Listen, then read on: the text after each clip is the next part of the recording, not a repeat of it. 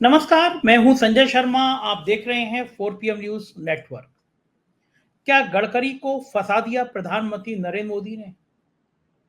क्या गडकरी की सारी चालें ब्लॉक कर दी अमित शाह ने? नागपुर में क्या होने जा रहा है? क्या गडकरी चुनाव हार सकते हैं?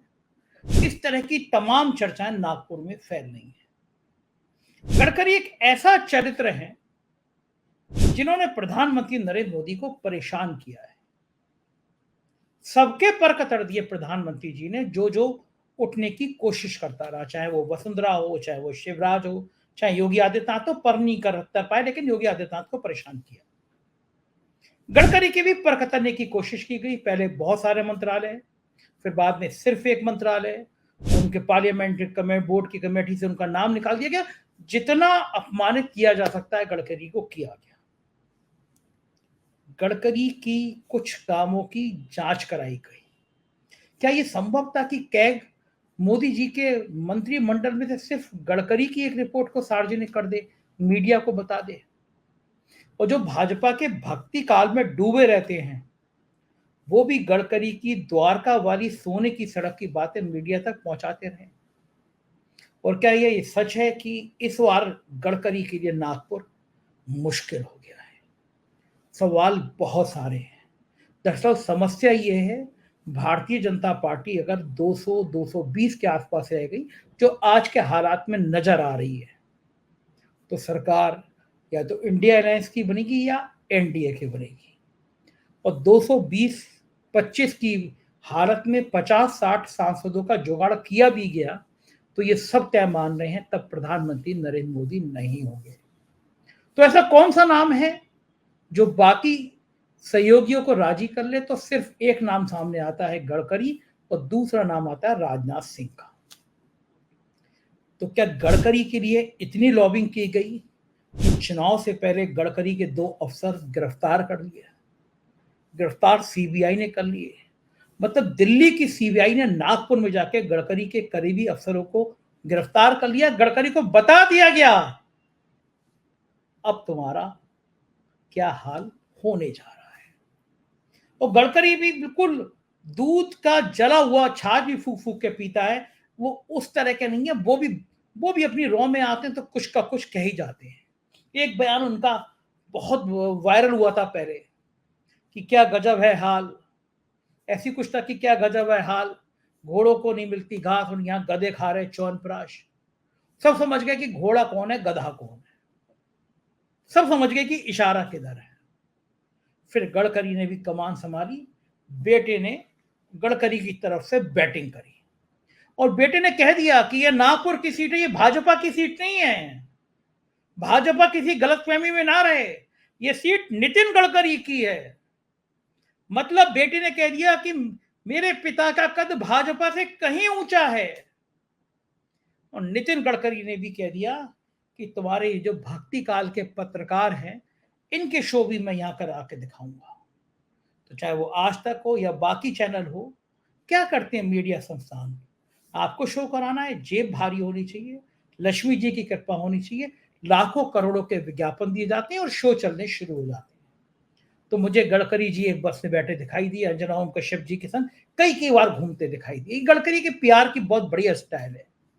लेकिन बेटे ने जो कहा, उसने दिल्ली का तापमान बढ़ा दिया। बेटे ने जो कहा वो साफ साफ संकेत है कि अब गडकरी दबने वाले नहीं हैं।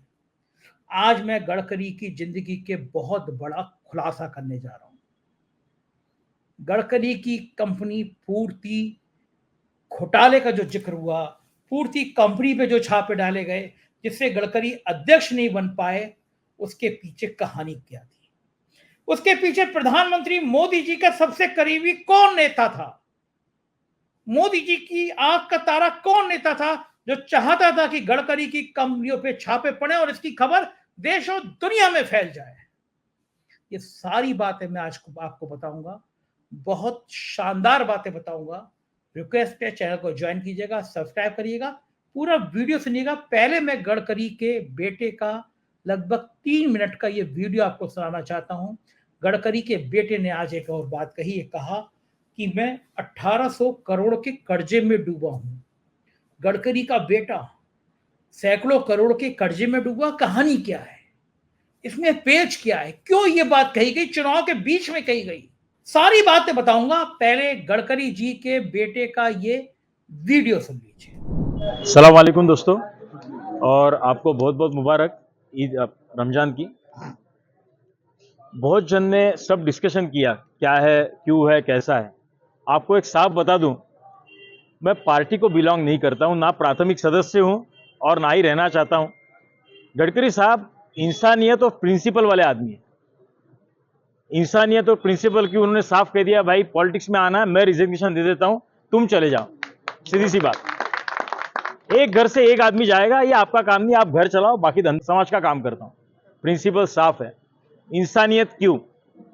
दोस्तों, पैरे जी ने बताया, साहब ने भी बताया, गडकरी साहब को आपने वोट दिया तो भी उन्होंने काम किया ही है, और नहीं दिया तो भी उन्होंने काम किया है। साहब ने अभी बताया, आपको मालूम है। और आज जैसे पैरे जी ने बताया, वोट मांगने के लिए वो या मैं आए नहीं है। ये जो बेसिकली एक माइंडसेट अपने दिमाग में बिठा के रखा है। देखिए, क्रिकेट का गेम गलत नहीं है दोस्तों, कोई बॉलर या कोई बैट्समैन गलत नहीं होता है, उसकी सोच गलत होती है। क्रिकेट का गेम टीम कभी गलत नहीं होती, वो तो अच्छा गेम है। उसमें खेलने वाला कौन है वो देखना चाहिए, ना क्रिकेट को नाम रखना चाहिए कि क्रिकेट गेम ऐसा है। ये बात गलत है। आदमी को देखो यार, ये क्या कौन सी बात होगी, कोई कहां से है। आपको अगर महल का आदमी अच्छा नहीं लगता तो महल गंदा हो गया क्या? अरे यार, महल का एक आदमी गंदा है यार, ये गलत है, ये साफ गलत है दोस्तों। ह्यूमैनिटी के ग्राउंड पे इलीगल भी है तो होना चाहिए, तो होना ही चाहिए। वो कल का उदाहरण है काचीपुरा का, आप देख लीजिए। नव भारत में साहब ने बोला है कि काचीपुरा का काम हो नहीं सकता, लेकिन ह्यूमैनिटी के ग्राउंड पे मैं लोगों को घर दिलवाऊंगा। उनके घर वहां पे होने चाहिए, क्योंकि 30 साल से वो वहां पे रह रहे हैं। लीगली इंपॉसिबल है, बराबर नहीं है, लेकिन ह्यूमैनिटी लीगल से भी बराबर है। इंसानियत सबसे ऊपर है दोस्तों। कौन सा भी धर्म उठा के देखिए, आप बाइबल उठाइए, आप कुरान उठाइए, आप गीता उठाइए, इंसानियत को पहला नाम दिया गया है। कौन सा धर्म अच्छा है तो इंसानियत है, हर एक इसमें बोला गया है।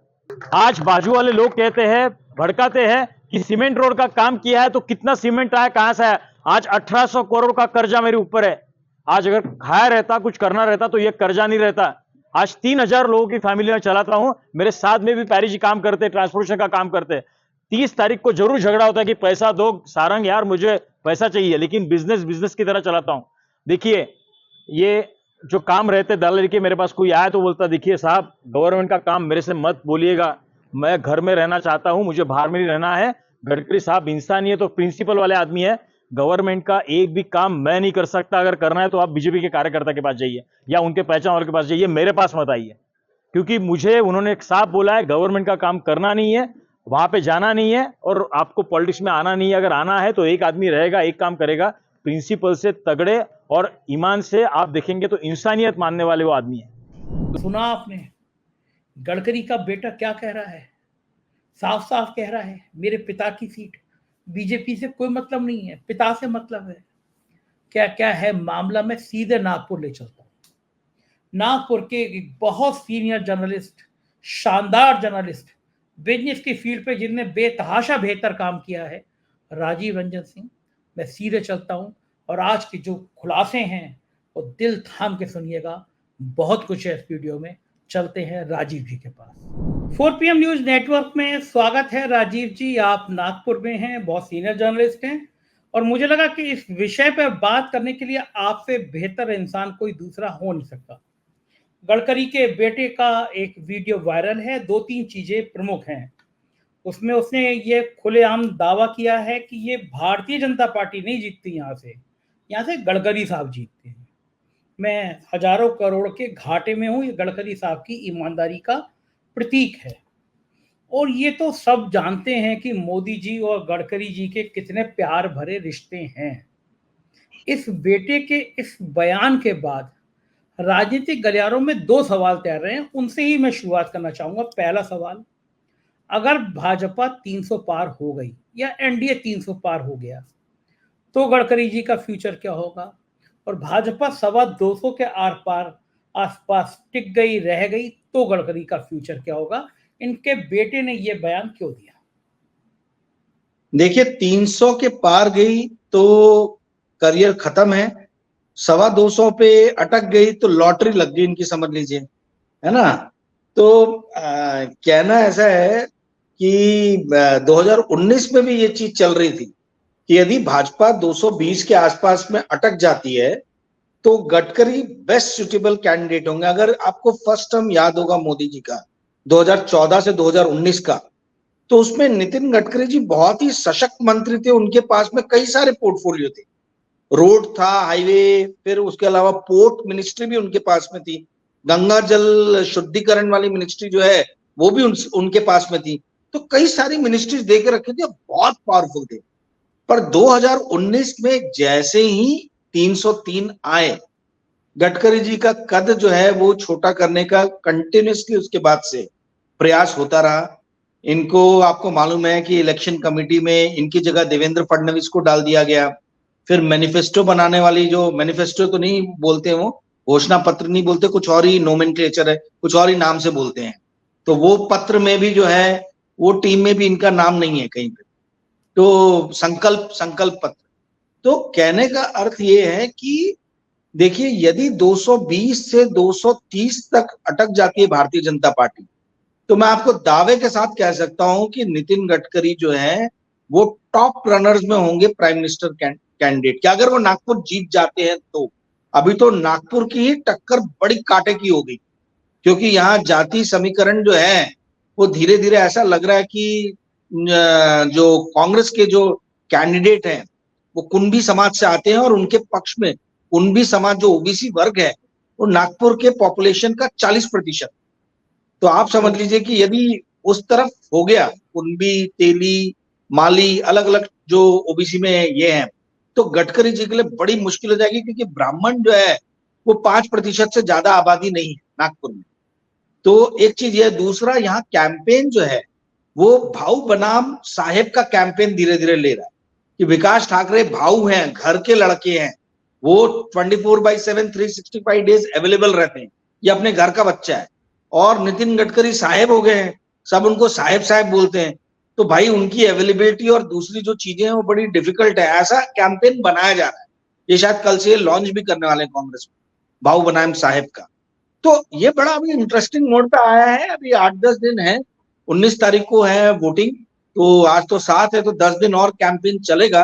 कैंपेन क्या मोड़ लेता है उस पर बहुत कुछ डिपेंड कर। जी संजय जी, बिल्कुल आपने ठीक कहा राजीव जी, और बड़ी चौंकाने वाली बात आपने कही कि नागपुर जैसी जगह पर कांटे का मुकाबला हो गया है, और गडकरी का नागपुर में मुकाबला हो जाना ही बड़ी बात होती है। वरना ये माना जाता है कि गडकरी तो इतना डेवलपमेंट करने वाले इंसान हैं और इतना ज्यादा उन्होंने काम किया है तो वो जीत जाएंगे।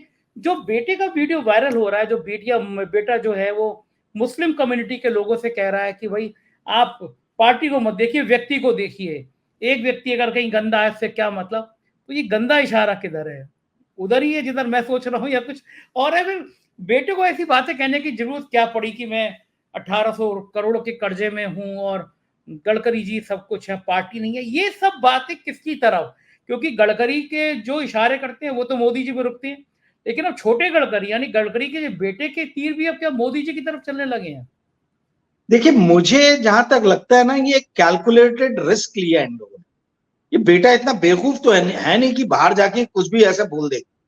तो जो इलेक्शन के ठीक पहले गडकरी साहब की जो मिनिस्ट्री है, हाईवे मिनिस्ट्री के 2 ऑफिशियल जो एनएचएआई जो है, उनके ऑफिशियल्स को यहां से सीबीआई की दिल्ली टीम ने आके उठाया था। अब आपको मालूम है कि सीबीआई किसके अंडर में काम करता है, करेक्ट? और इस बात की भनक नागपुर की सीबीआई टीम को भी नहीं थी। नागपुर में भी सीबीआई का बहुत बड़ा ऑफिस है, तो यहाँ के लोगों को भी इस चीज के बारे में कुछ खबर नहीं थी। तो दिल्ली से आके आपके घर में घुस के 2 अधिकारियों को, आपके अधिकारियों को उठा के लेके जा रहे हैं, तो सीधा सीधा चैलेंज दिया जा रहा है कि औकात में रहो, ठीक है? तो इधर से भी तो कुछ इशारा देना है। तो यही मुझे लग रहा है कि भाई बताया जा रहा है कि हम आपके भरोसे नहीं है, आप इस गलत फहमी में ना रहे कि हम आपके भरोसे हैं।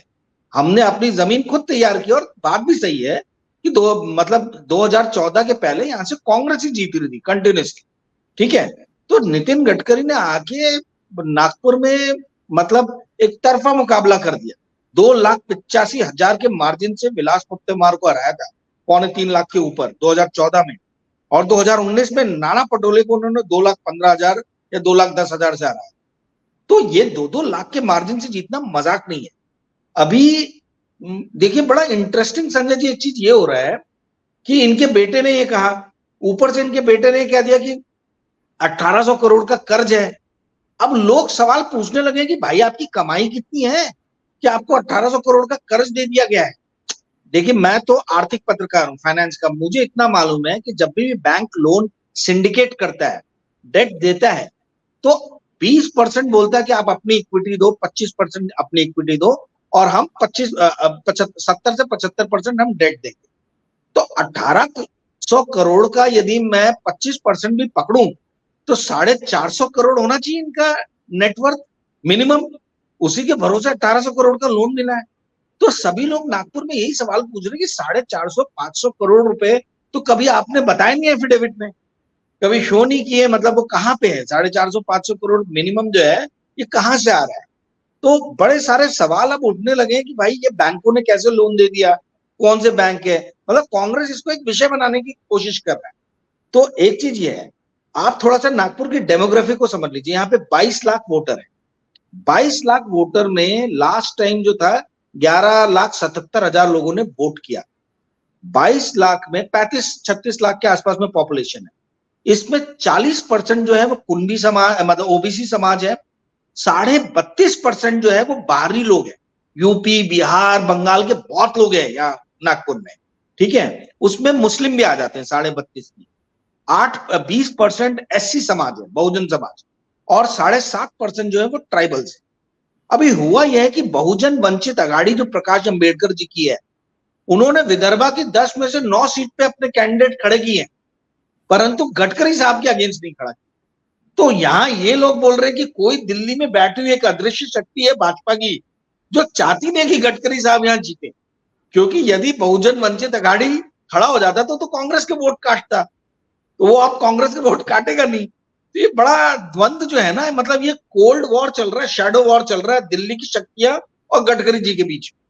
जी, दिल्ली की तो दो ही शक्तियां हैं, जैसे पूरा देश जानता है, छोटे साहब वो बड़े साहेब और उनके चाणक्य। लेकिन गडकरी इतने जाल में फंस जाएंगे, इस चक्रव्यूह में फंस जाएंगे कि उनके जीतने के भी लाले पड़ेंगे, या कंपटीशन बहुत टफ हो जाएगा।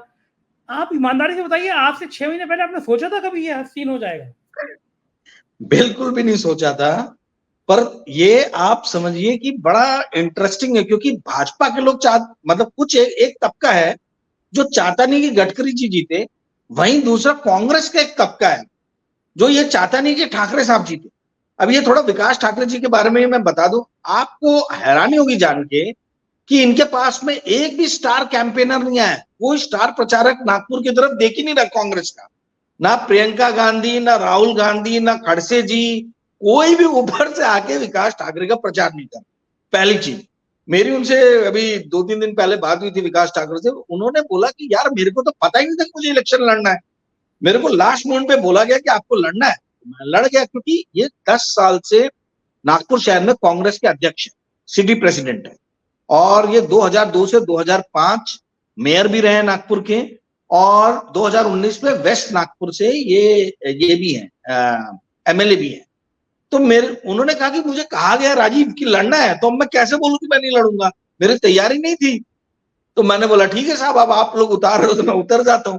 परंतु कांग्रेस से इनको कोई सपोर्ट, जो बोलते ना कि मतलब गडकरी जैसा बड़ा कैंडिडेट खड़ा है तो हमने आके कोई सपोर्ट करना चाहिए, तो ना राहुल गांधी है, ना प्रियंका गांधी है, ना खड़से जी है, ना इनके जो दूसरे अच्छे स्पीकर कन्हैया और बाकी लोग कहे जाते हैं, कोई भी स्टार कैंपेनर नागपुर में अभी तक आया नहीं है। कल मुकुल वासनिक आए थे, पर मुकुल वासनिक को यहाँ के लोग स्टार कैंपेनर मानते नहीं, ठीक है, और मुकुल वासनिक ज्यादा कुछ बोलते भी नहीं है और कुछ स्टार कैंपेनर आए भी नहीं। तो कांग्रेस का भी एक तबका है जो चाहता है कि गडकरी जी जीत जाए, और भाजपा का एक तबका है जो चाहता है कि गडकरी जी हार जाए। तो ये दोनों एक दूसरे को कैंसल आउट कर रहे हैं, बड़ा दिलचस्प मुकाबला हो रहा है। अच्छा, इससे अच्छा तो देश में कहीं चुनाव नहीं हो सकता कि कांग्रेस चाहती है, कांग्रेस के बड़े नेताओं को या बड़े लोग धड़ा चाहता है कि उनका प्रत्याशी हार जाए, गडकरी जीत जाए, क्योंकि उनको लगता है कि अगर गडकरी जीतेंगे तो निपटाएंगे बड़े साहब को, आपस में लड़ेंगे। और बीजेपी का बड़ा धड़ा चाहता है गडकरी हार जाए, मतलब अपनी पार्टी का एक बड़ा गुट अपने ही नेता को हराना चाहता है। ये सिर्फ नागपुर में होगा, लेकिन नागपुर में एक तीसरी ताकत भी काम करती है जिसको राष्ट्रीय स्वयंसेवक संघ कहा जाता है। उनका मुख्यालय है। वो कहा जाता है गडकरी जी उनके बहुत प्यारे हैं, उनके बहुत चहेते हैं। उनका क्या रोल चल रहा है? देखिए, भारतीय जनता पार्टी और आरएसएस नागपुर शहर में ये दो फाड़ में बट गए। एक फडणवीस कैंप है, एक गडकरी कैंप, ये क्लियरली नजर आता है। और वो रीजन वाइज भी जो है वो आपको दिखता है। आपको ऊपर ऊपर सब हाथ में हाथ डाले हुए नजर आएंगे, बट इंटरनली जो है सबको ट्रेमर समझ में आते हैं।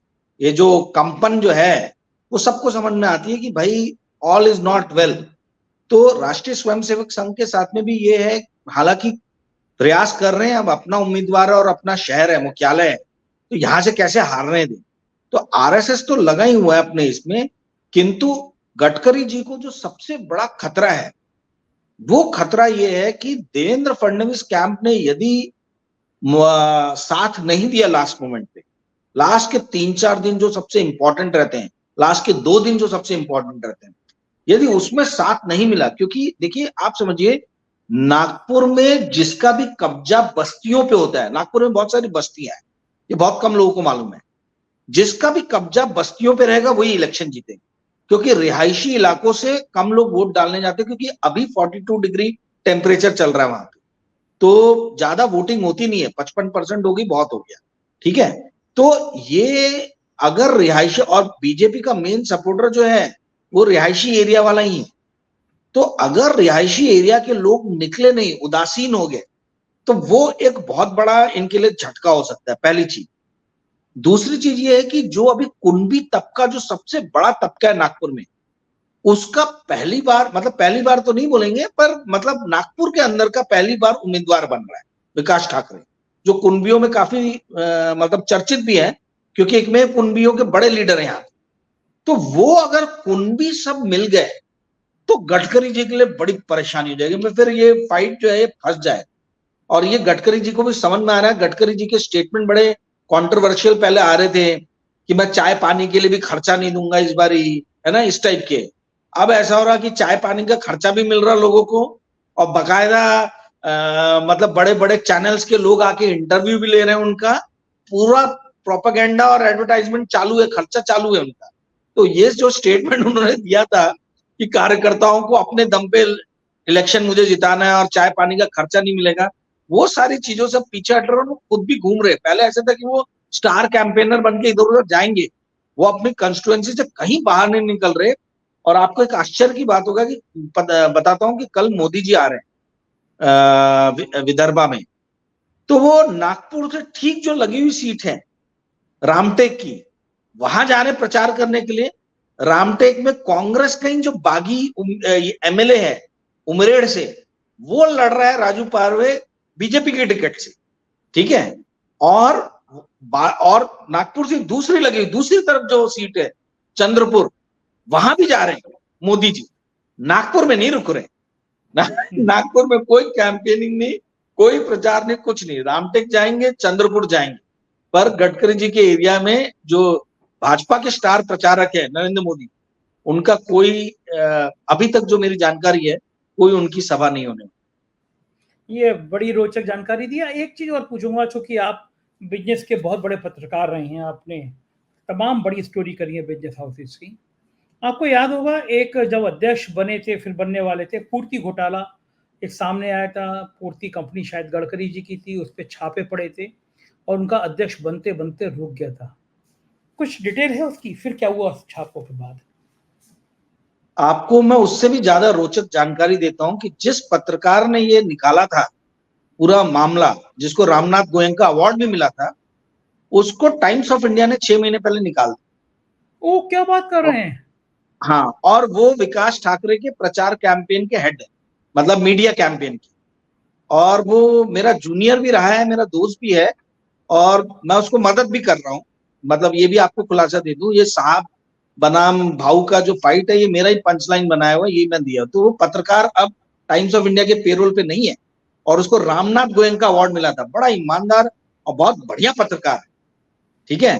अब वो विकास ठाकरे के लिए मीडिया कैंपेनिंग का काम कर, तो मुझे तो मालूम है बहुत कुछ इस चीज के बारे में। वो तो जैसी 2014 में वो स्टोरी उसी की थी, पूर्ति घोटाला जो सामने आया था, हाँ उसी की।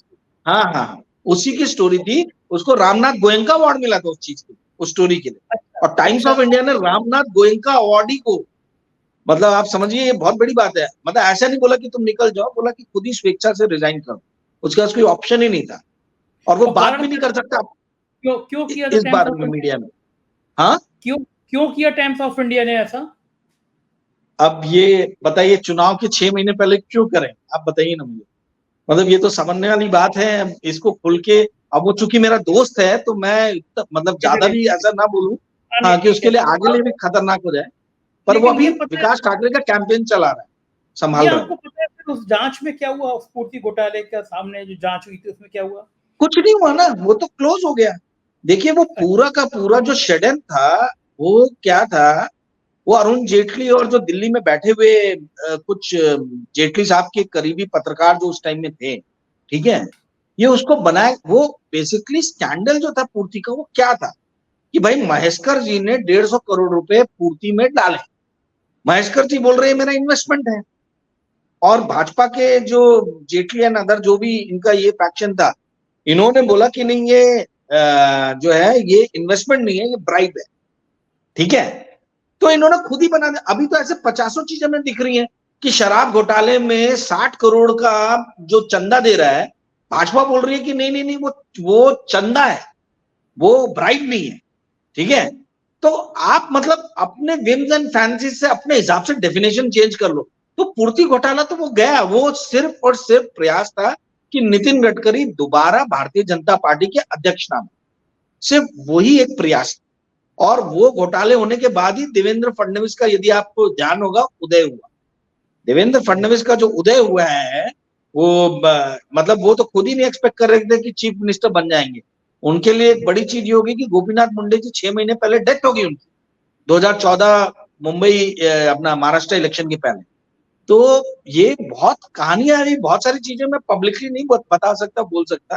पर आप ये समझ लीजिए कि पूर्ति घोटाला जो है वो घोटाला है नहीं, मतलब वो वो कोई इन्वेस्टिगेशन कुछ नहीं हो रहा। गडकरी को ट्रैप करने की एक साजिश थी, गडकरी को बस फंसाने बस की।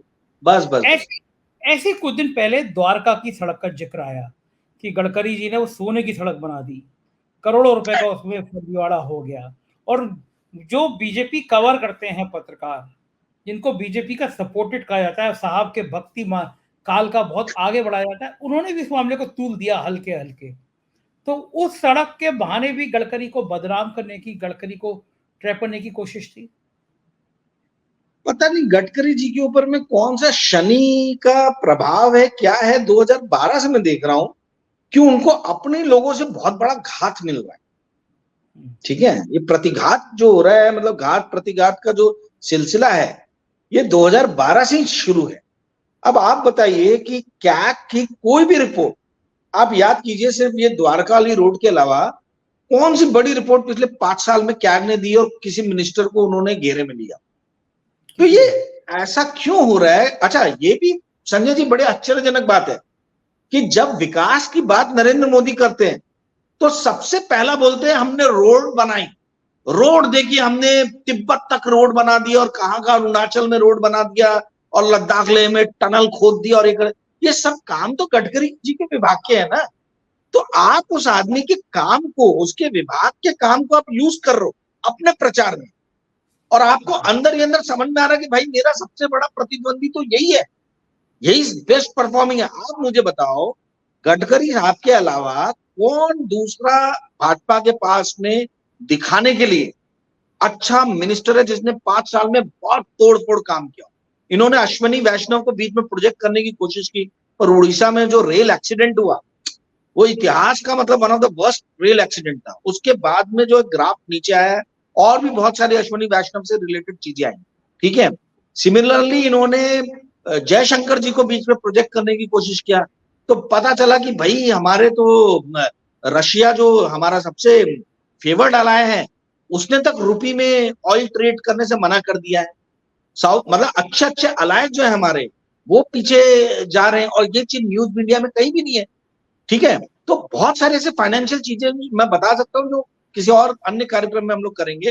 पर ये जो है कि अलग जो 2-3 मिनिस्टर्स को प्रोजेक्ट करना चाह रहे थे, किसी को विदेश नीति के दम पे, किसी को रेल केस पे, वो सब फेल्ड हो गए।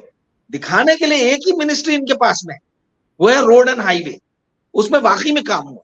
अब बात यह है कि रोड एंड हाईवे में काम हुआ है, पर वो जो जिस आदमी के अंदर में मिनिस्ट्री है, आप उसको प्रोजेक्ट नहीं कर सकते, बढ़ा नहीं सकते हो, तो अब आप क्या करोगे? आपको मालूम है कि यही मेरा कॉम्पिटिटर, तो आप उसको रख भी रहे हो, उसको बार बार एहसास भी दिला रहे हो कि आप सीमा के अंदर रहें, है ना। आप कद भी छोटा करने की कोशिश करो इस टाइप के छोटे छोटे एक्सपोजे करके या उनके अधिकारियों को उठा के, but at the same time आपको ये मालूम है कि ये बड़ा लोकप्रिय है पार्टी के अंदर भी और पार्टी के बाहर भी, तो इसको हम धकेल नहीं सकते। आप देखिए पहली सूची में नाम नहीं था उनका, सारे बड़े लीडर्स के नाम आ गए, इनका नाम नहीं था, क्योंकि और कोई इनके जो अलाई है उनसे भी कोई पंगा नहीं था कि गडकरी जी नागपुर से नहीं लड़ेंगे, उसके बावजूद भी इनका नाम अनाउंस नहीं किया गया। जब आरएसएस का डंडा चला और जब यहां से प्रेशर गया कि नहीं भाई आपको तो ये करना ही है ना, अदरवाइज बहुत गलत सिग्नल जाएगा, और विदर्भा की 10 सीटें जो है उस पर उसका बड़ा बुरा प्रभाव दिखेगा, तो फिर एक एक सीट की यहाँ तो लड़ाई है, यहाँ तो 272 के लिए भी मतलब लाले पड़े हुए हैं, तो एक एक सीट की है, तो ये नहीं छोड़ सकते थे, दिया फाइनली गडकरी जी को। बिल्कुल ठीक बात है, बिल्कुल ठीक है। एक आखिरी सवाल, महाराष्ट्र सबसे बड़ा राज्य है उत्तर प्रदेश के बाद, महाराष्ट्र में एनडीए और इंडिया दोनों उलझे हुए हैं। आपको चूंकि आप बहुत सक्रिय पत्रकार हैं, बहुत सक्रिय रहते हैं, क्या तस्वीर नजर आ रही है महाराष्ट्र की, किसको थोड़ी बढ़त मिलेगी, कौन नीचे आएगा? देखिए कैसा है, मुझे ऐसा लग रहा है कि पहले इंडिया अलायंस पे मैं बात कर लेता हूँ। देखिए इंडिया अलायंस में ऐसा माना जा रहा है, कांग्रेस के कई लीडर से मैंने बात किया और पत्रकारों से बात किया जो कवर करते हैं, उनका ये कहना है कि इंडिया अलायंस ने सरेंडर कर दिया है कंप्लीटली उद्धव ठाकरे के साथ। जैसे मैं आपको एग्जांपल देता हूं, आप बताइए वर्धा की सीट जो है, वर्धा में बड़े बड़े लीडर हैं कांग्रेस, पर वहां से राष्ट्रवादी कांग्रेस यानी शरद पवार का कुछ वहां था ही नहीं, वहां उनके उस पे खड़े, मतलब वो राष्ट्रवादी कांग्रेस को वो वर्धा की सीट दे दी गई।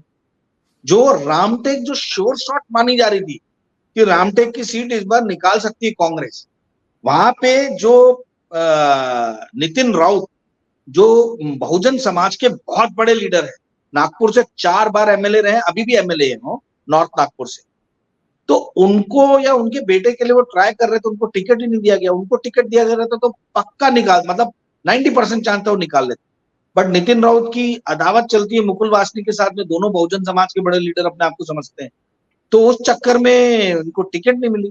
तो ऐसी कई जगह हैं जहां पे टिकट कैंडिडेट सिलेक्शन में लोगों को जो है वो थोड़ा सा मायूसी हुई कि भाई ये किसको टिकट दे दिया। तो एक बात तो ये रही, दूसरी बात क्या जो है वो ये है कि उद्धव ठाकरे के ऊपर में पूरा का पूरा इंडिया अलायंस का दामोदर पूरा दारोमदार है। अगर उद्धव ठाकरे के गुट ने अच्छा परफॉर्म किया तो मैं आपको बता रहा हूं 24 यानी आधी से ज्यादा सीट ले सकते, इतना ज्यादा उद्धव ठाकरे गुट के ऊपर में ये लोग डिपेंडेंट। अगर उद्धव ठाकरे गुट ने अच्छे, क्योंकि कांग्रेस ने ऑलमोस्ट उद्धव ठाकरे को फ्री हैंड दे दिया, वही स्ट्रैटेजीज बना रहे, वही सब कुछ कर, तो ये हुई इंडिया अलायंस की बात। दूसरी आते हैं अपना एनडीए के ऊपर में। देखिए एनडीए में बहुत मारामारी, एनडीए में मारामारी इसलिए है कि इनको तो अपने वो 13-14 एमपी की सीट चाहिए जो महाराष्ट्र के सीएम है शिंदे साहब, और भाजपा कोई हाल में देना नहीं चाहती, ठीक है। तो ये अभी तक इनका बहुत सारी सीट्स पे कुछ कंफर्म ये डिसीजन हुआ नहीं है कि किसको देना है। तो ये लास्ट मोमेंट तक जो सस्पेंस बना के रखा, जब तक दोनों तरफ से कैंडिडेट्स की अनाउंसमेंट ना हो जाए इंडिया अलायंस और एनडीए से, तब तक कुछ भी कह पाना मुश्किल है। पर जो मुझे फिलर्स आ रहे हैं वो आ रहे हैं कि विदर्भा में 2 से 3 सीट कांग्रेस यानी इंडिया अलायंस निकाल सकती है, और जो बॉम्बे और जो वेस्टर्न महाराष्ट्र का एरिया है और परभणी नांदेड़ वाला जो ये एरिया है मराठवाड़ा का, उसमें कैसा कैंडिडेट ये लोग खड़ा करते हैं इसके ऊपर में बहुत कुछ डिपेंड करेगा। बट मोटा मोटी आप ये समझ लीजिए अभी के बिना कैंडिडेट सुने हुए सिर्फ जो लोगों से पिलर आ रहे हैं, आप ये मान के चलिए कि 29-19 का नंबर दे रहे हैं लोग कि 29 एनडीए 19 अपना इंडिया अलायंस, बट फाइनली जो नंबर है वो कैंडिडेट के नाम आने के बाद ही बता पाएंगे कि क्या कितनी टक्कर दे पाएंगे। बिल्कुल ठीक बात है। बहुत बहुत शुक्रिया राजीव जी, इतनी बढ़िया बातचीत करने के लिए। हम लोग फिर संपर्क करेंगे। Thank you. सुना आपने, मुझको यकीन है आप दिल थाम के सुन रहे होंगे, क्योंकि ऐसे ऐसे खुलासे पहले कभी आपने नहीं सुने होंगे। तो क्या गडकरी वास्तव में फंसे हुए हैं? क्या होगा गडकरी का भविष्य? ये तो 4 जून को पता चलेगा। लेकिन राजनीति की ऐसी खबरें देखने के लिए ज्वाइन कीजिएगा 4 PM को, सब्सक्राइब कीजिएगा 4 PM को। Thank you.